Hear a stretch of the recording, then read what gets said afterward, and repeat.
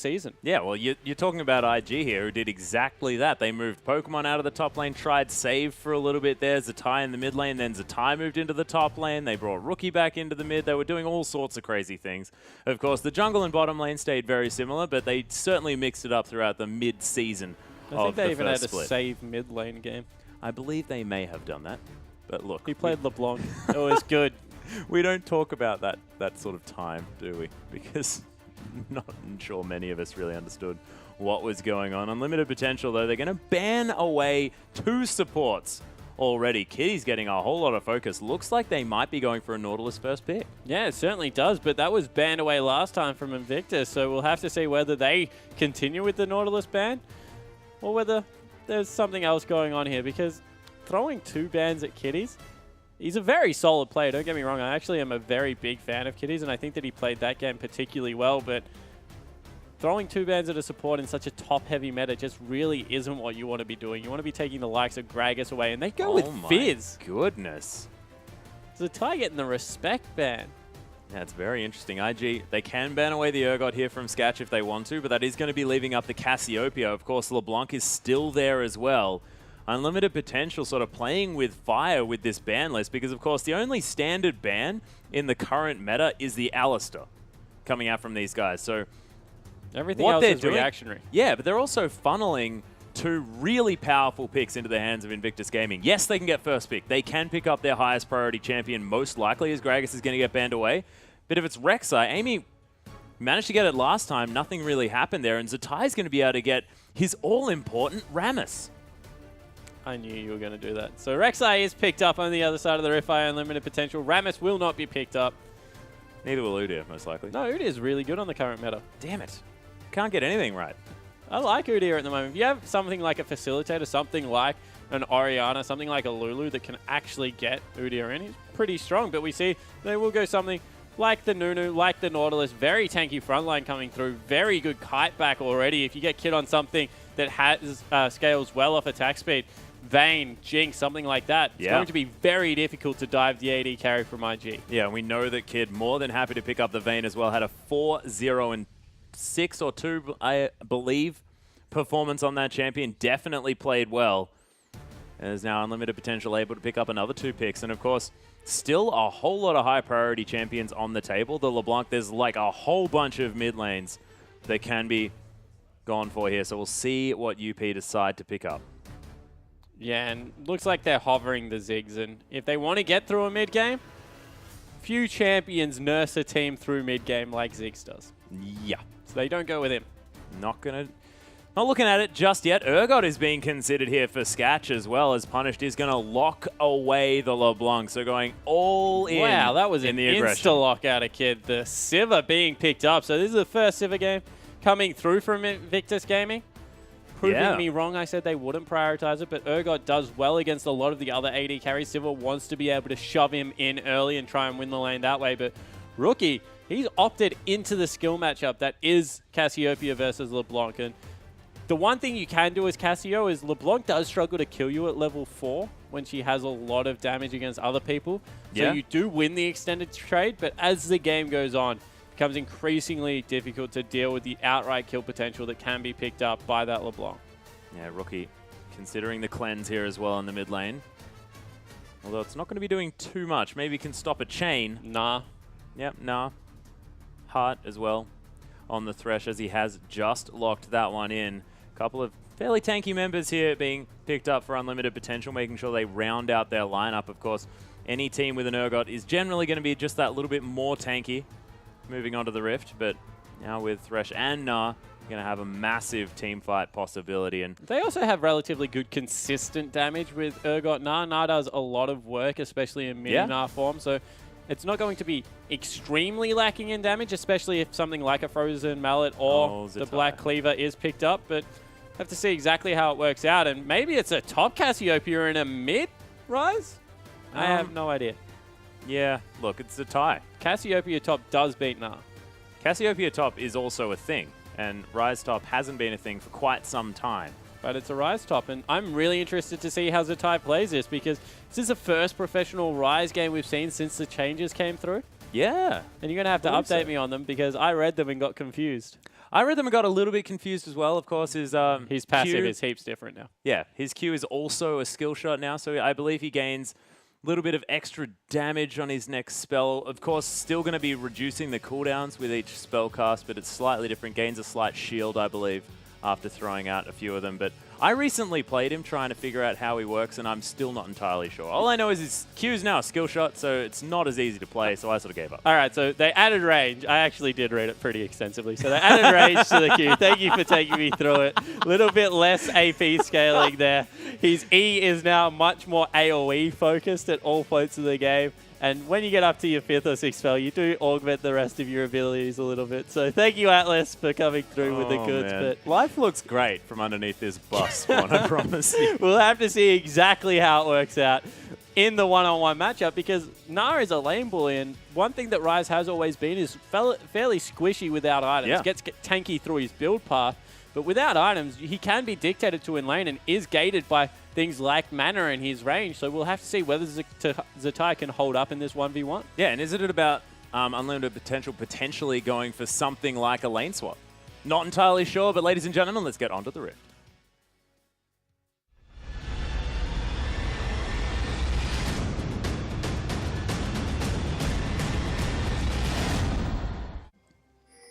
Welcome, ladies and gentlemen, to Summoner's Rift. Unlimited potential now on the blue side, taking on Invictus Gaming, who've moved into the red pants.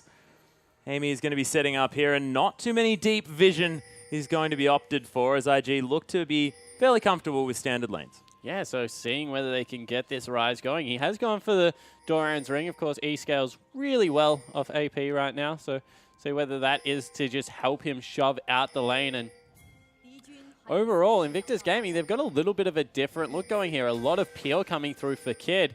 And Amy, he's going pretty aggressive early game. Kakao and Amy just sort of hanging out together. And Amy actually taking Q first. So this is a difference that we see sometimes out of Rek'Sai's. You can take Q or you can take your tunnel. If you take tunnel, it's very, very easy, as they're just going to go for a little bit of a peek in on Zatai. Everyone will just back away. If you take tunnel, it's very easy to invade because you can see people moving around. Also gives you a knock up as well as you mean Burrow? Yeah. Yep, thank goodness. Burrow, sorry. Yeah, the thing that puts you underground. Yeah, that guy. Yeah, gives you your Tremor Sense, gives you the ability to knock up your first camp. If you get a good leash, you actually stay a little bit healthier, but Q is a quicker clear, so we'll have to see whether Amy utilizes this Q to just farm up an absolute storm. And you can see the reason he's gone for it, because he's not getting a leash. No, he's going to have to try and take things on himself. Kid and Kitties are actually going to get donated the Gromp, and this is something that Nunus often do as well, because they have no trouble in the jungle. Kakao just going to smite the Gromp and then head towards the blue buff, so just going to have that bit of extra damage from the Gromp, and then hand over the experience to his bottom lane. Yeah, and really smart ward coming out of Heart down there. He's actually warded the red buff late, because generally what Nunus like to do is smart and then just beeline for the red buff on the other team, especially if you know they're not going to do it. Won't be the case this time around. Kakao will start his own blue, but there's less danger of an invade coming through from a Nunu. Yeah, Amy going to be starting off these Wolves here as well. Does have that borrowed ability, so he's going to be getting a little bit of his health back. Is punished, continuing to put pressure on. Very aggressive positioning here in the lane. Is the poison not going to land? Rookie just waiting for the wave. Rookie's missed twice now, though, so he wants to try and all in here, but he hasn't been able to nail any of the poisons. And once again, Kid's been able to shove Sketch in underneath the turret. Yeah, Sketch, of course, not going to have a whole lot of wave clear early on as this Urgot, but you're exactly right. He actually has a decent amount because you can just keep firing Qs at minions. So it's not horrible. He doesn't have the AoE wave clear, but he's kind of like Ezreal in the fact that he can shove if he chooses to. Yeah, of course, we'll see how he manages to work with his mana. Of course, now does have a massive mana pool to play around with if anything is going to go down there in that lane. Yeah, so we'll have to see whether he can use it for some harass. Ooh, punish. Actually putting a bit of a lesson on here for Rookie. Rookie getting shoved in relatively hard. Needs to start pushing that back, because if anything does go wrong, he's in a little bit of trouble. Most certainly is. Does have a huge creep wave there. Has is only behind a couple of CS, so as far as that farm is concerned, not going too badly. But what you've got to worry about is the fact that Punish can go all in and maybe pick up the solo kill if he falls a little bit too far behind before 6. Yeah, good timing out of Long in the top lane. Gets a ward down. Kakao not going to be spotted out, however. And an early roam coming through from Punish into the bottom lane. Yeah, the pings are going to go out here as Kid and Kitties moving back. Oh, Kitty's needing to Oh, use the that damage. Titan's Wrath. Man, there's the Dredge Line as well as Hart down to about 150 health, and Punished has to come in just to try and do damage control. Yeah, he just had to show himself so they didn't continue to aggress. He's going to lose the whole creep wave, and all of a sudden, with that roam, he's kind of lost 2 lanes by himself. Yeah, well, I guess he didn't actually lose the bottom lane. You know, I think that was probably Hart getting caught, but Hart went in. Definitely... Hart didn't get caught. Hart death sentenced in. All right. Okay. So intentionally... But of course, oh, there's another Dredge Line, though. The stun coming through from the passive. Staggering blows is going to do a bit of work, but nothing too much going to come from it. Very cute there out of Kid. He's actually picked up the poison himself and then went and stood on top of his AD carry with that big champion model as Rookie. Yeah, there's the chain down as well. No Ignite going to be used from Punish, so that's going to cause Rookie to probably head back because not going to be able to stand up to the next round of burst from Punished. And we see Zatai up there in the top lane. He's continuing to farm up, actually doing a very good job. With the ring is a little bit tankier than we would have suspected. Yeah, Amy does get the knock up though. The flash is going to be forced out already, but look at the tower doing so much work to this Rek'Sai. 100 health, he's going to have to move away, but that is summon a spell down here for Zatai. Yeah, so Zatai now he might be repeat ganked. His wave is also shoving, so it will be dangerous for him to go back up there. Might need a teleport and see if he can push it out, but Rookie, he's up in CS. We'll be able to go back and pick a tier up. But this is something dangerous that we haven't spoken about in a while. The double tier comp coming through for Invictus Gaming from both Cassiopeia and Ryze means that until about the 22-minute mark, they're going to struggle to fight for dragons. Yeah, if only IG had have picked up the Urgot, they could have had triple tier. Maybe even in Italy as well. So many tiers. But not going to be happening this time. Of course, they do have the double. But from the solo lanes, we haven't seen this in a very long time. Yeah, so it will mean that there is a slight delay in any power coming into the mid game. Also means that they will be reasonably tanky once the evolutions come through, just because of how the Ceres Embrace works. Unless the Ty goes for a cheesy mana unit in there. And really will change the pace of the game than what we saw last time. Yeah, Spell Flux is being thrown out relentlessly there by Zatai, making sure that he's stacking that tier and, of course, trying to get some damage down on these minions. Shoving them forward. Yeah, I actually want to see whether he's maxing the E or maxing the Q, because there is a little bit of a different change of thought up there. He is going with the E for the AoE wave clear. Yeah, Long actually getting damage down here by Zatai. Nice work landing repeated Qs. And he's still that machine gun mage here in the top lane. Yeah, so you see him trying to throw it out there, but the E helping him shove out the wave and making sure that he can always stay aggressive. And oh, another Rune Prison as well. Zatai wishes he had the flash just so that he could finish off that kill. Meganar almost hanging around here as Amy is going to head over. Spotted Kakao just a little bit, but there's a knock up underneath the tower. Zatai does have his ult available. We'll see whether he pops it, as that Q looked like it went straight through Amy. But Boomerang not going to find the mark. Zatai with 400 health just going to be heading back towards his top lane. Even farm both of these top laners, but it's a very dangerous situation. Tremorsense knows that Kakao is there, and Long just being a nuisance yet again. Yeah, but being able to stay equal as Ryze in a lane is now Kakao being caught. Yeah, Kakao does have to be careful now as well. Doesn't want to get knocked up as Rookie. Man, as soon as anyone moves around, the Cassiopeia is well and truly respected. So that Petrifying Gaze could really turn things around. The Nara to the wall here onto Zatai as the wallop lands as well. Zatai trying to turn this one around, but no! Long picks up the kill, and this guy's Nara has been pretty impressive, and I was wondering whether or not Zatai be able to overcome it. Looks like Long is able to pick up the first kill up there and first blood. Yeah, so grabs the kill up in the top lane, and that's just going to mean worse things, because as we said, Ryze, if he can stay equal, becomes this late game terror. But if he falls behind at any point, especially now that he's going Hex Drinker on the Gnar, it's going to be incredibly hard for Zatai to shove him around. And Nunu doesn't really add much to the ganks. Not going to be really the pressure jungler that we saw out of last game, something like the Gragas. So it's going to be hard for Zatai to get back into this one. Yeah, Scatch, you can see actually ahead in farm just a little bit. Huge creep wave available for Kid to pick up though. But the bottom lane not going as far in IG's favor as it did in the previous game. Rookie able to pick up a blue buff for himself. So again, I mean, Rookie not exactly on sort of the mid-game powerhouse of Ahri that he was last time around, but see whether he can make things work. Okay, that's probably a good point. But you're not going to necessarily be sitting in a... Oh, you can sit in a brush and just prepare for a kill, can't you? Because Petrifying Gaze is pretty good when people face check. So I'm just going to stop talking about strategical things and just let you take care of that one, Spawn. Rookie, though, is on Cassiopeia, so going to be scaling very, very effectively into the later stages of the game and going to have so much Baron damage. I can be pretty confident on that one. Yeah, definitely. Cassiopeia really shreds through those objectives. Also, will allow Rookie to go, I want to say, probably skip the Abyssal Scepter this game and just get something like, oh. Whoa, the chain's not going to land here as all punished. Doesn't get stunned by the Petrifying Gaze, only loses about a third of his health. So it was a bit of an awkward fight there. There's the 2v2 in the top lane as well as Zatai. He has popped the ultimate. The Hexdrinker trying to get burned through long, getting taken down solo. Nas them both into the wall, but is going to die just before that ultimate does go off. And Amy not going to be able to do too much here as well. Sketch actually going to get the swap onto Kid, but that may have been a dangerous decision. The box is down. Kid trying to get some auto attacks off as Sketch. Oh, the boomerang on the return. Going to pick up the kill. Hart now at about 300 health is going to have to get underneath that turret and try to survive. Punished. Wants to be able to punish IG for going that deep.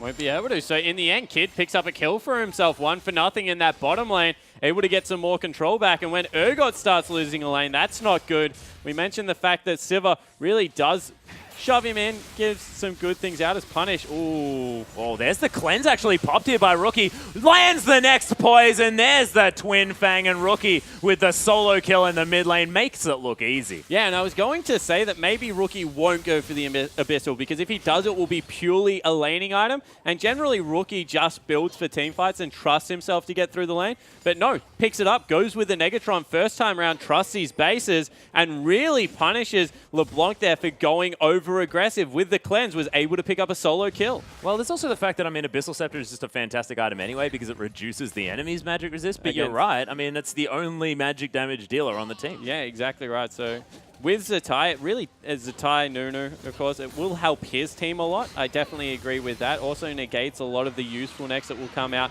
of the mid-game items, such as the Aegis of the Legions, things like that, but is a little bit of a lane investment as IG, they're going to pick up a dragon, but Zatai is in some trouble top lane. Yeah, he's possibly going to get collapsed. That is 3 members. He's going to use the flash and the ultimate. A lot of movement speed. Unlimited potential, unable to catch him. Yeah, no ultimate available out of long up there, so weren't able to get anything going. And this means they might even lose a turret bottom lane for their trouble. And they didn't even stick around to shove that one in, so everything coming up IG right now. Most certainly is. There's the distortion from Unpunished. Oh, actually, his name's Punished, not Unpunished, as he actually used the Mimic as well to try and continue the chase, but nothing going to come of it. Rookie's just going to head back. Yeah, so everyone just kind of going back into a lull, and this game really is Invictus's to, I guess, lose right now because there's no acceleration coming through, and we mentioned the double tier already. They're not being punished for it whatsoever. Yeah, Amy actually going to find Rookie here, who does have the flash. There's the Petrifying Gaze, going to stun up Punish there just a little bit. Uses the flash maybe a little bit late as, oh, the damage is enough from Punished, and he locks down the follow-up kill. So LeBlanc not out of it just yet. Yeah, so that's something that you would have expected a little bit earlier to come through his heart, hooks in a minion, but then really not taking advantage of the fact that they've got a Nah who right now should be able to beat out Zatai and lane, and not to mention the fact that Punished as well as Rek'Sai together should be able to beat out the Nunu Cassiopeia combo. So if they are actually coordinating their ganks properly, they should be getting ahead in this laning phase, but they're just not in any lane. Not quite able to, as Zatai has picked up a blasting wand on top of that catalyst, so very close to the Rod of Ages now as well. 13 minutes into the game with a tier and a Doran's Ring as well is very decent timing here by this top lane Rise. Only 3 CS behind, and like you mentioned, I mean, the laning matchups definitely should have been going in favor of Unlimited Potential, but at the moment, IG ahead by 800 gold. Kid now even getting on the train, he picks up some gold generation himself. Yeah, let's continue the lull. Avarice blade. Let's just stall this out for as long as possible. Make sure we're picking up some items for ourselves. And you see that Invictus Gaming, they just want to make sure that they're going for as late game as possible. Yeah, Zatai farming up as best he can underneath this turret. As I believe we do have a slight pause. Yeah, so we'll have to see whether right now Unlimited Potential can really force the pace of this game because, as we said, double tier, now with a gold generation item on the AD carry, and up in CS, and even a couple of kills across the board means an Unlimited Potential, who picked the likes of the Gnar, the lane bully, LeBlanc, Urgot. All these guys should be starting to really shove their lanes around throughout the mid game. First Dragon even went through to Invictus Gaming. Unlimited Potential haven't been able to get anything on their own terms. And, you know, you have to take a look at Amy in the jungle. Really isn't being that proactive apart from the one gank on the Cassiopeia mid lane that did net them the kill, but we need to see more of that because Nunu, he's trying to keep eyes on the jungler, but reality is that if you try and fight a Rek'Sai, especially in a 2v2, Amy should be coming out ahead. Yeah, and there's also the fact he managed to pick up the flash from the Ryze in the top lane early on in the game, but then never made it back up there. Something that you generally do is you get a flash, you note down the timer, and then you make sure that you kill them before it's back up again, and that is not something that they were able to do. Yeah, so Unlimited Potential just not able to eke anything out of Invictus Gaming. And really, credit to Invictus Gaming for staying very composed and playing their kind of a game, especially Rookie in the mid lane, who understood when he could go aggressive and picked himself up a kill. But overall, Unlimited Potential have looked for weird windows. They've gone on 2 roams now with their LeBlanc when there really hasn't been any kill potential there. They haven't been able to utilize Urgot as the lane bully initiation at all, just because of the fact that Nautilus is way too much of a presence in that lane. So look for some further deep vision to come out. This is what we spoke about last game. They need to get eyes on where Kakao and Rookie are, and then make sure that they're the ones forcing the plays and not walking into IG.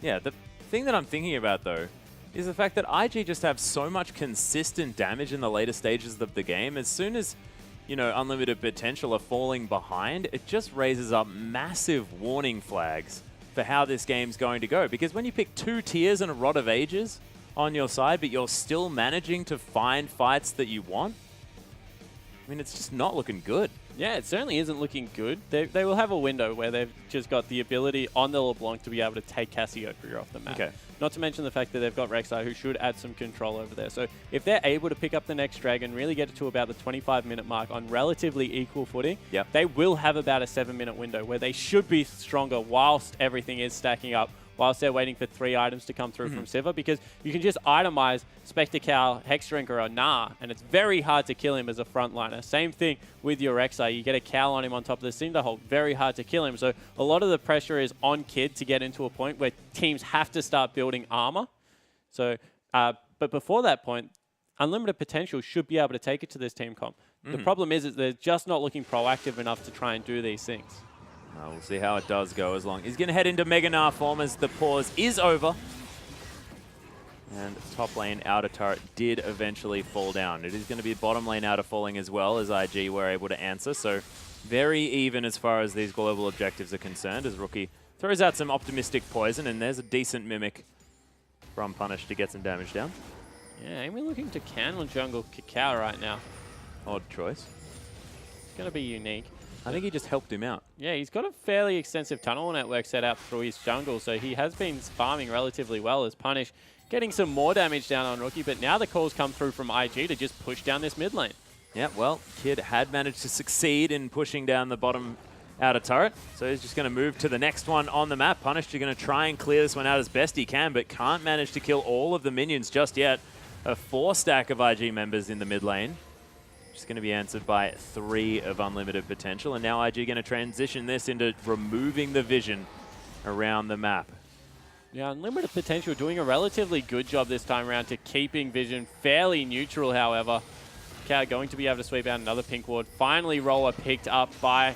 Ooh, cleanse immediately used by Rookie there as Amy going to find a knock up onto Kakao. Does use the ultimate as the Absolute Zero does come down, but Kakao very, very low, not going to be able to continue this fight. Yeah, so Kakao nearly went into death range there, and Zatai didn't want to teleport. Minute 30 on Dragon means that everyone's going to have to back away, probably get a shop in, but UP, they're still looking for their pick. They're just not able to find it.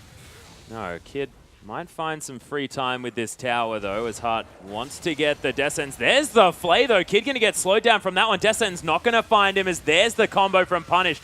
Forces out the flash. Petrifying Gaze at max range over the wall, but Punished is going to survive that one, and no one really finding the in that they were looking for. But these are all wins for Unlimited Potential. They get the Petrifying Gaze out. They get the flash and the cleanse out of Rookie as well as Kid. So now that the next Dragon fight, 50 seconds away, they should be able to fight this because a lot of key summoners are down at the moment, And that might mean that LeBlanc's able to get in there and do some work. Yeah, Punished, looking to try and get something done. Of course, the Negatron Cloak making things hard. But of course, Morellonomicon going to be helping. Wants to at least save up for that needlessly large rod as soon as possible. And what does he build this game? Is it going to be a Luden's Echo type situation, or does he want just flat damage as quickly as possible? How do you build a LeBlanc in this team at this stage? Because, of course, a lot is going to be hinging on Punish this game. Yeah, well, with the double AP coming through, looks like he's electing for an Abyssal Scepter. I like the Luden's Echo on LeBlanc. I think it gives her a really smooth curve, allows you to kind of do what you did with DFG in the past and take people out. Movement speed is a very underrated stat when you look at Luden's Echo. It's something like 9%. Yeah, it's which crazy. Is just ridiculous. It's a lot of hidden power in the item, and you can get multiple rotations out there. So going for a little bit more of a team fight feel here, making sure there's some survivability as well on the LeBlanc, and 3 members strong now on on Unlimited Potential. Zoning Zatai away from this means that they'll probably give up another dragon.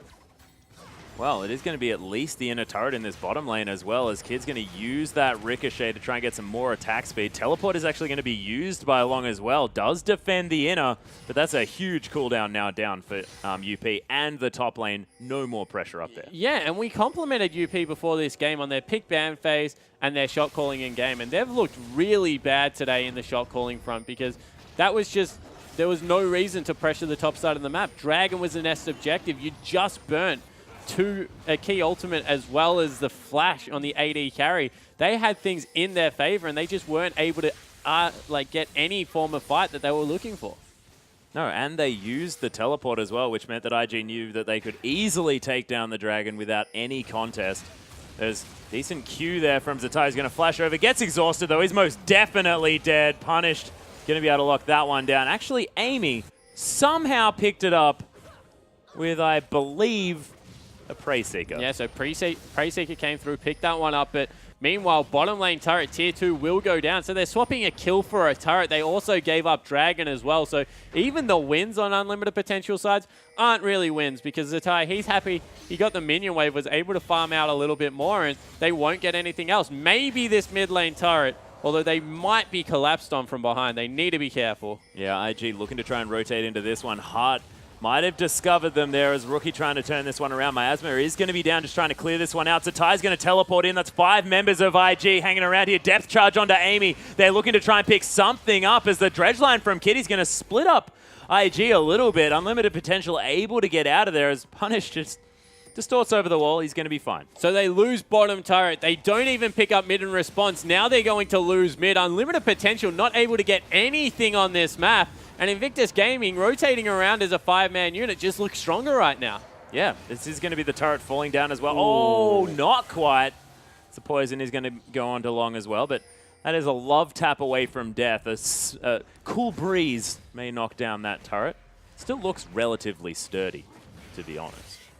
But don't trust it. Blue buff is going to go down to Punished here as well. He distorts back. Don't trust it. No, don't trust it. It's not quite as stable as you'd think. Sort of like that bridge. You don't expect is going to fall down, but then it falls down. Which bridge was that? I don't know. It sounds like a really scary story, though. I drive across a bridge when I'm heading back from work, so I'm probably going to take a different way home this time. Very frightening. Zatai, though, does pick up the shield from his new passive spawn that you so eloquently told us is now a thing. Thank you for that. Eloquently. I felt anything but today. As we see IG moving around the map, they've got about a 2,000 gold lead at this point, getting some key item spikes as well. The Abyssal's finished up, Infinity Edge, as well as moving towards that Archangels for Zatai as well. So the tier's nearly getting towards fully stacked. We said it'll be about 21 minutes. Reality, probably about 25 minutes for Cassiopeia and Rise, just because of when they were picked up during the laning phase. And Unlimited Potential, apart from that top lane turret, really haven't been able to grab anything on this map so far. No, and Kid easily able to wave clear this one out as well. Only one turret has been taken for Unlimited Potential as Zatai's got a bit of a tension there in the top side, but he's still only behind 3 CS here against the lane bully. Has picked up that Rod of Ages now at 5 stacks as well, so that's going to be stacked up at about the 26-minute mark, and once that's there, he's probably going to have a Seraph's Embrace as well because Rise able to spam out those abilities so quickly. Rookie is going to dodge out of the way of the chain, but still taking Large amount of damage. Yeah, but with the spell vamp coming through now from the passive, able to top himself up from these things. Not really much going well for unlimited potential right now. Not able to bully out Rookie at all. He's had a completely fine laning phase. 40 CS is a difference in the bottom lane. Sivir is absolutely massive compared to Urgot, who has got a Black Cleaver. Oh, again, Rookie taking a combo, but look at that damage. There's the staggering blows as well as Kitty's. Yep, there's the warm breath. See? Misleading, because that did not look like it was about to just crumble down like that after one little boomerang. It was a Cassiopeia. Oh, was it? So a snake spits on it and it even less falls than down. that, yep. Ridiculous. Okay. So I feel redeemed. Kid is going to head up to try and pick up the last remaining outer turret on this map as IG going to pick that one up as well. Of course, the inner did fall in the bottom lane as well. They've got a few turrets yet to take. Yeah, the teleport advantage is actually in unlimited potential's favor, and that's why IG have to back away here. About 10-15 seconds until Zetai's is up, and when that is available, I'm sure that they'll both be happy to fight over this turret, because Invictus Gaming, all of a sudden with the upgrade out of Cassiopeia, really have hit their stride in this game. Yeah, Seraph's Embrace, like you mentioned, is going to be there, augmenting that Abyssal Scepter just a little bit. Cacao at half health, took a bit of a combo. Zetai actually blows the ultimate just to try and pick up some extra farm underneath this turret in the bottom lane, protects that one for quite some time. As he's going to go back, possibly pick up the Archangel stuff. We'll see whether it's going to be an instant Seraph's as he locks that one down. It is going to be Seraph's Embrace straight away. Yeah, so 23 minutes. That's a great click to have two fully upgraded Seraphs on the map. And all of a sudden, that power trough we said that Invictus Gaming were going to go through is completely gone. Right now, they are happy to fight over any objective. Yeah, that one is most definitely over. That's 8 stacks on the Rod of Ages here as well. Only a couple of minutes, and they're going to be at full power as far as those items are concerned. So already, he's ahead by 50 gold, is Zetai. Yeah, run. There are 3 people heading into your lane right now. Kitties is the last one. 20 seconds until Dragon is up. They are sending Rookie back to base, but right now with the Rise as well as a Cassiopeia, very hard to contest Dragons against this team because magic damage, especially consistent magic damage, the likes of Cassiopeia, Rise, Karthus, really do completely tear neutrals apart.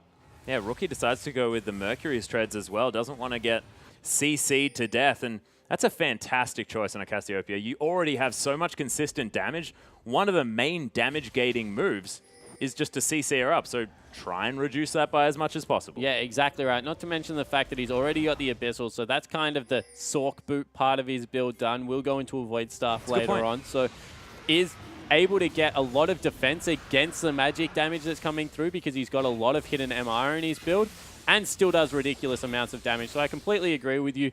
Vladimir is another champion that I love to see Merc Treads picked up on. Rise, of course, has always done better with Merc Treads or Ninja Tabby, and we'll see that as this tank meta continues to evolve, more and more people will start picking up Mercury Treads. Yeah, and I'd like to see some Leandri's Torments as well out of both of these AP carries from IG. But Cacao, there's the ultimate. Absolute Zero is down as Heart's going to get the full brunt of that. Long's going to teleport in, but he's got no Naba. Amy almost down to no health as there are the Twin Fangs. Oh, punished. He's going to get ulted up by Rookie as well as Skatch. Flashes over the wall to try and escape. Does use the heal a little bit late as well as Long. Oh my goodness, this consistent damage from IG.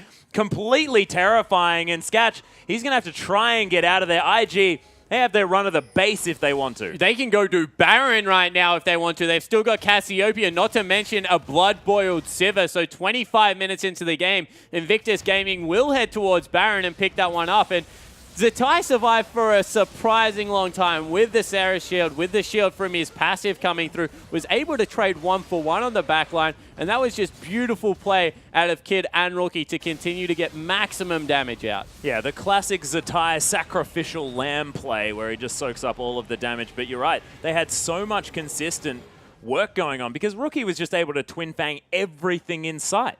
Yeah, and the orb walking coupled with the Twin Fang was really just nice to look at there. Really good mechanics shown. As not to mention, the Kid, he had Blood Boil on him for the entirety of that fight and did not get scratched. That's an Infinity Edge Static Shiv now going towards the makings of the Last Whisper as well. And all of a sudden, you need to build MR to get away from the Rise, to get away from the Cassio, but Sivir is definitely here in a big way, and they need some maybe Thorn Mails just so they can keep going towards health. because otherwise they're not going to be in a good spot. But if we take another look at this, Kakao starts it off and both teleports come through. Mega Gnar was already used though, so when Long's in here, he's actually Mini Gnar and he's exhausted. And Zatai, you see the shield coming through? Able to trade 1-for-1, and from there, it was just all about Rookie and Kid. Look at the consistent damage coming through from the backside of the team fight. And Kid, with that Blood Boil on him, moving so quickly because of the passive as well, he's just going to be able to chase you for days. And Zatai now with that Spell Flux maxed out, as well as the Baron buff, able to push these minions up so incredibly far. Look, they're going to all crash into this inhibitor turret. The split pushing Rise doing some work at this stage. Does have his Seraph's Embrace off cooldown as well, so can have access to that shield as UP going to continue to try and clear out this mid wave. No turret's going to fall just yet, but Kid is going to change that one as he heads towards the top lane to take the easy out of turret. Yeah, really smart move coming through from Kid here. Got his last Whisper, going to push down structures incredibly quickly. Maximizes Baron buff if you are in every single wave, just because Baron has so much power towards your minions. So if you can get a 1-3-1 or a 2-2 something going, they will be able to grab some structures for themselves, and they pick up 2 outers without a response coming through from Unlimited Potential. Yeah, well, that's the inner turret and well, all of the top lane turrets apart from the inhibitor one going to fall down here for IG. So already picking up a couple of turrets for their Baron buff, making it worthwhile. 5 turrets to 2 now in favor of IG, and it's starting to look very similar to the previous game with the mid-game shutout going on from IG. Yeah, it certainly is, and it just really is them fighting when they have all the strength. Kakao being caught. Yeah, he might find himself in the wrong position, along with a fantastic timing on the Gnar. There's the flash Gnar. Zatai going to get locked down here just a little bit. Exhaust again onto the rises. My goodness, this damage is insane. I can see why they're focusing him. He's back to full health as well. The ultimate doing so much work. Punished, the only one alive. And look, it seems like you just can't keep Zatai down no matter what he's playing. Yeah, 2 games in a row, Zatai really has stood up for Invictus Gaming, and all of a sudden, IG was scary enough last season when Zatai was trying to find his feet. He's absolutely burst onto the first couple of games of the season. Oh my goodness. Invictus Gaming go through 4-0. 4-0 so far. I mean, they're just creating a repeat of what they did in the first split, but now with a comfortable roster, a roster that they're pretty sure is going to be working out towards the end of this one. So I'm looking forward to seeing what IG can do now that they're looking so much better as a team. Yeah, and solid laning phase again. They had some weaker picks this time around. They needed to get the tier stacking. They needed to get the roller up there. Even Sivir against Urgot, she wins out the lane, shoves in relatively well, but Urgot should have some kill potential, but they completely had control over Amy. Credit to Kakao for keeping good vision in both games, and Invictus Gaming just rolled over them. Yeah, they most certainly did. It was quite frightening to see. And that's now, instead of just being the Orianna god coming through from Rookie, managed to turn it around, got the solo kill onto the LeBlanc there in the mid lane, just by fantastic use of the poison, made sure to never have that Twin Fang on cooldown.